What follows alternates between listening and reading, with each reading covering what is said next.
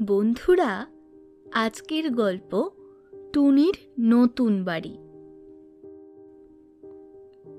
শালগুড়ি নামক এক জঙ্গলে বাস করত একটা টুনটুনি। সে ছিল গর্ভবতী।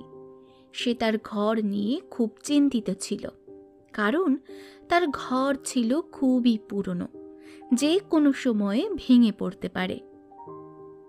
টোনা যে কবে কাজ থেকে ফিরবে, আর কদিন পরেই তো আমি ডিম দেব।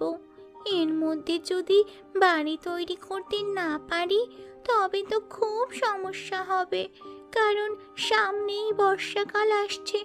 নতুন বাড়ি না করলে আমি ডিম নিয়ে অনেক সমস্যায় পড়ব। না না, আমি বরং যাই, গিয়ে মোড়লের কাছে সাহায্য চাই। উনি নিশ্চয়ই আমার অবস্থা দেখে আমাকে সাহায্য করবেন। মোড়ল মশাইয়ের কাছে টাকা ধার নিয়ে ওই টাকা দিয়ে আমি একটা নতুন বাড়ি করব। যাই, এবার মোড়লের বাড়ি যাই।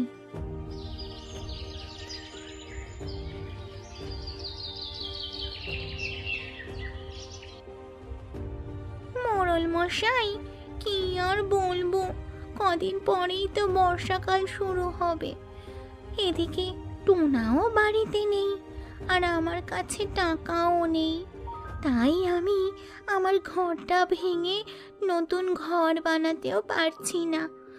বনের সব পাখিরাই নতুন বাড়ি তৈরি করার প্রস্তুতি নিচ্ছে, কিন্তু আমার কাছে তো টাকাই নেই। এদিকে কিছুদিন পরেই আমি ডিম দেব। মোড়ল মশাই, আপনি যদি আমায় একটু টাকা ধার হিসেবে দিয়ে সাহায্য করেন। তো টুনি, আমি তোকে কোনো টাকা দিতে পারবো না। তোর মতো আরও অনেক পাখি আমার কাছে ধার চাইতে এসেছিল। আমি কাউকেই সাহায্য করিনি, কারণ আমার সাহায্য নিয়ে নিয়ে তোদের পরিশ্রম করার ইচ্ছেই চলে যাচ্ছে। নিজের প্রতিভাকে নিজেরাই নষ্ট করে দিচ্ছিস। কিন্তু মোড়ল মশাই, আমি গর্ভবতী, আমি কি করে পরিশ্রম করব? আমি নিরুপায় হয়েই আপনার কাছে ধার চাইতে এসেছি মোড়ল মশাই, না হলে আমি কখনো আসতাম না। কিন্তু টুনি, আমি যদি তোকে টাকা ধার দিই, বাকি পাখিরা আমাকে প্রশ্ন করবে, ওদের টাকা দিইনি কিন্তু তোকে দিচ্ছি কেন। শোন টুনি, আমি ঠিক করেছি তোদের জন্য একটা প্রতিযোগিতার আয়োজন করব, আর সেই প্রতিযোগিতায় যে সব থেকে ভালো ফল করবে তাকে আমি পুরস্কৃত করব। কি প্রতিযোগিতা? যে পাখি আগামী 3 দিনের মধ্যে সবচেয়ে মজবুত আর সুন্দর বাড়ি বানাতে পারবে তাদের আমি অনেক টাকা পুরস্কার দেব। তুই এই খবরটা জঙ্গলের সবাইকে দিয়ে দে। মোড়লের কথা মতো টুনি গেল জঙ্গলের পাখিদের খবর দিতে। সে প্রথমে গেল পায়রার কাছে। পায়রা দিদি, পায়রা দিদি, তোমার জন্য একটা খবর এনেছি। মোড়ল মশাই বলেছেন আগামী 3 দিনের মধ্যে যে সব থেকে সুন্দর আর সব থেকে মজবুত বাড়ি বানাতে পারবে, মোড়ল মশাই তাকে অনেক টাকা পুরস্কার দেবেন। আর এই খবর দিতেই আমি তোমার কাছে এসেছি গো। পায়রাকে সংবাদ দিয়েই টুনি কালু কাককে খবর দিতে যায়। টুনি সব পাখিদের সংবাদ দিয়ে বাড়ি চলে যায়। পরের দিন সকাল সকাল সকল পাখি নিজেদের বাড়ি বানানোর সরঞ্জাম জোগাড় করতে শুরু করে দেয়। কালু কাক অনেকগুলো শুকনো কাঠ নিয়ে যায়, আর পায়রা বাঁশ কেটে নিজের বাড়ি নিয়ে যায়। এদিকে টুনিও অনেক কাঠ জোগাড় করে। হায় রে, কাঠ তো জোগাড় করলাম, কিন্তু এই অবস্থায় আমি এই ভারী কাঠগুলো নিয়ে কি করে বাড়ি যাব? আমি তো পারবো না। তবে কি আমি নতুন বাড়ি বানাতে পারবো না? এরপর টুনি হতাশ হয়ে বাড়ি চলে যায়। আমার ভাগ্যটাই খারাপ, মোড়ল মশাই টাকা ধার দিল না, এদিকে গর্ভবতী হওয়ার কারণে কাঠের বোঝাও টেনে আনতে পারলাম না। আরে আমার বাড়ির শেষে যে ক্ষেত আছে সেখানে তো অনেক খড়কুটো আছে, যাই ওগুলো দিয়েই আমি নিজের ঘর বানাই। প্রতিযোগিতাতে জিততে না পারলেও তো বর্ষার হাত থেকে বাঁচতে পারবো। ভেবে টুনি ঘর তৈরির জন্য ক্ষেত থেকে খড়কুটো নিয়ে বাড়ি যায় এবং বাড়ি বানাতে শুরু করে। আরে বাহ, কাঠ দিয়ে তো বেশ সুন্দর বাড়ি বানিয়েছি। আমি তো জানতামই না আমি এত সুন্দর বাড়ি বানাতে পারি। প্রতিযোগিতার কারণে আমি এত সুন্দর বাড়ি বানালাম। প্রতিযোগিতা তো আমি জিতবো। কাক যখন এইসব ভাবছে, মোড়ল মশাই সেখানে আসে আর ভালোভাবে বাড়ি দেখতে থাকে। আসুন মোড়ল মশাই, আমার বাড়ি তৈরিটা কেমন হয়েছে দেখুন। আরে কালু, তুই তো বেশ সুন্দর বাড়ি তৈরি করেছিস, কিন্তু আগে আমি অন্য পাখিদের ঘর দেখি, তারপর আমি বলতে পারবো কার ঘর সব থেকে বেশি সুন্দর আর মজবুত হয়েছে। এরপর মোড়ল মশাই এক এক করে পায়রা, শালিক সকলের বাড়ি যায়। তারপর সব শেষে যায় টুনির বাড়িতে। আরে বাহ টুনি, তুই তো খুব সুন্দর ঘর বানিয়েছিস। তোর ঘরটা খুব সুন্দর, দেখেই চোখ জুড়িয়ে যাচ্ছে। আমি তো জানতামই না খড় দিয়েও এত সুন্দর করে ঘর বানানো যায়। ধন্যবাদ মোড়ল মশাই।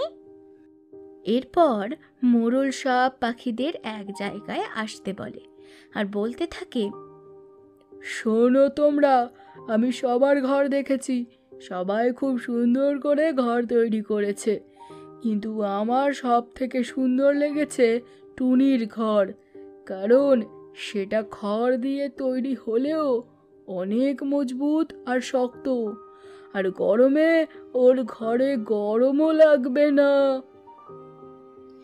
এরপর মোড়ল টুনির হাতে টাকা তুলে দেয়। মোড়লের কাছ থেকে পুরস্কার পেয়ে খুব খুশি হয় টুনি। বন্ধুরা, আজকের গল্প বাদাম চোর কাক। টুনির সাথে দেখা করতে তার বোন পাশের জঙ্গল থেকে এসেছে। অনেক দিন পরে তাদের দেখা হয়েছে। টুনকি দিদি, তুমি এসে খুব ভালো করেছো। টুনটুনও বলছিল অনেক দিন হয়ে গেল টুনকি মাসির সাথে দেখা হয়নি। এই তো আমি চলে এসেছি, আর দেখ তোদের জন্য বাদামও এনেছি। এই বছর অনেক বেশি বাদাম চাষ হয়েছে, তাই ভাবলাম আমার মিষ্টি এই বঞ্চির জন্য নিয়ে যাই। খুব ভালো করেছো দিদি, আমি এই বাদাম বোনের সাথে ভাগ করে খাবো। ঠিক আছে, আমি চললাম, আবার আসবো, কিন্তু সাবধান, কালু আর ওর বউয়ের থেকে বাদামগুলো বাঁচিয়ে রাখিস। এই বলে টুনকি বাড়ি চলে যায়। যাও টুনটুন, সব পাখিদের ডেকে নিয়ে আসো, আমরা সবাই মিলে ভাগ করে এই বাদাম খাবো। মায়ের কথা শুনে টুনটুন পাখিদের ডাকতে চলে যায়। টুনটুন, মিনু, বাবলি, কালু আর কালীকে সেখানে ডেকে নিয়ে আসে, কিন্তু সে তাদের বলেনি কেন তার মা তাদের ডেকে নিয়ে যেতে বলেছে। টুনি, সব ঠিক আছে তো? এত তাড়াতাড়ি আমাদের ডেকে পাঠালে কেন? আর তোমার কাছে এই এত বাদাম কোথা থেকে এলো? কালু, এই বাদাম আমার দিদি টুনকি নিয়ে এসেছে। এবার সে অনেক বাদাম চাষ করেছে, তাই আমি ভাবলাম তোমাদের দিয়েই খাই, কারণ তোমরাও তো আমার পরিবার। খুব ভালো কথা বলেছ, আমরা সবাই পরিবার, আর আমার তো বাদাম খুবই পছন্দ। তোদের সবার থেকে আমার বেশি বাদাম পছন্দ, তাই টুনি তুই আমাকে একটু বেশি করে বাদাম দিস। আর হ্যাঁ, আমার আর আমার বউ কালীর জন্য কিন্তু আলাদা আলাদা করে বাদাম চাই। এই কথা শুনে সব পাখি কিন্তু হেসে ওঠে। চিন্তা করো না কালু, আমি তোমাকে একটু বেশি পরিমাণেই দেব। এই বলে টুনি সবাইকে একটু একটু করে বাদাম দেয় এবং তারা সকলে নিজেদের ভাগের বাদাম নিয়ে নিজেদের বাড়ি চলে যায়। কালু আর কালী সবার থেকে বেশি বাদাম পেয়েছিল, কিন্তু তারা এতটাই লোভী ছিল যে তারা সঙ্গে সঙ্গেই সব বাদাম খেয়ে নিল। বাদামগুলো তো বেশ ভালো খেতে ছিল, বেশ মিষ্টি মিষ্টি। দোকান থেকে যে বাদামগুলো আমরা কিনে আনি এগুলো তো তার থেকে অনেক বেশি ভালো খেতে। ঠিক বলেছ, কিন্তু এই কটা বাদাম খেয়ে তো কিছুই মনে হলো না। আরো একটু বাদাম পেলে বেশ ভালো লাগতো আর মন ভরে খেতে পেতাম। আমার কাছে নেই তো কি হয়েছে, টুনির কাছে তো এখন অনেক বাদাম রয়েছে। কালু, তুমি কি বাদাম চুরি করার প্ল্যান করছো? তা নয় তো কি, টুনির কাছে চাইলে তো ও আর আমাদের দেবে না। ও আগেই আমাদের বেশি পরিমাণে দিয়েছে, আর ওর কাছে আবার চাইতে গেছি শুনলে বাকি পাখিরাও আমাদের উপর হাসাহাসি করবে। ঠিকই বলেছ। টুনি বিকেলবেলা মেয়ে টুনটুনকে পড়াতে নিয়ে যায়, আমরা তখনই টুনির বাড়িতে গিয়ে সব বাদাম নিয়ে নেব। সব প্ল্যান ঠিক করে নেওয়ার পর কালু আর কালী বিকেল হওয়ার অপেক্ষা করতে থাকে। যেই বিকেল হয় অমনি দুজনে মিলে গিয়ে টুনির বাড়ি থেকে সব বাদাম চুরি করে নেয়। কিন্তু বাদাম চুরি করতে গিয়ে দেখে নিয়েছিল চিংকি মাদর। কালু আর কালীও জানতো চিংকি মাদর তাদের দেখে নিয়েছে। কালী, এবার কি হবে? চিংকি তো আমাদের দেখে বাদাম চুরি করতে দেখে নিয়েছে। ও যদি টুনিকে গিয়ে বলে তাহলে আমরা ধরা পড়ে যাব। কালু, তুমি চিন্তা করো না, আমরা যদি সব এখনই খেয়ে নিই তাহলে তো ধরাই পড়ব না। বাহ কালী, তোমার তো বেশ বুদ্ধি হয়েছে। এরপর কালু আর কালী মিলে সব বাদাম খেয়ে নেয়। বাহ, বাদামগুলো খেয়ে বেশ ভালো লাগলো, পেট ভরে গেল। এদিকে চিংকি বাঁদর টুনিকে গিয়ে সব বলে দেয়। টুনি বিউটি পায়রাকে নিয়ে কালুর কাছে আসে। কালু, তুমি এটা ঠিক করনি। আমি তোমাদের সব থেকে বেশি বাদাম দিয়েছিলাম, তারপরেও তুমি বাদাম চুরি করলে। আমি তোমাদের কোনোদিন ক্ষমা করব না। আমার বাদাম ফেরত দাও। আই টুনি, একদম মিথ্যে কথা বলবে না। আমরা তোমার বাদাম নিইনি। বিশ্বাস না হলে আমাদের ঘরে খুঁজে দেখো। না জেনে শুনে উল্টো পাল্টা দোষ দেবে না বলে রাখলাম। ছাড়ো টুনি দিদি, ওরা তোমার জন্য বাদাম রেখে দেবে নাকি? দেখো, বাদাম এতক্ষণে খেয়ে ওরা হজম করে ফেলেছে। তার থেকে চলো আমরা এখান থেকে যাই। এই বলে টুনি আর বিউটি পায়রা সেখান থেকে চলে আসে। পরের দিন ঘটল একটা ঘটনা। কালু আর কালী ভুলেই গিয়েছিল বেশি বাদাম খেলে পেট ব্যথা করে, তাই অত বাদাম খেয়ে তাদের দুজনেরই খুব পেট ব্যথা করতে লাগলো। কালী, কালী, আমার পেটে খুব ব্যথা করছে, জানি না কি হয়েছে আমার।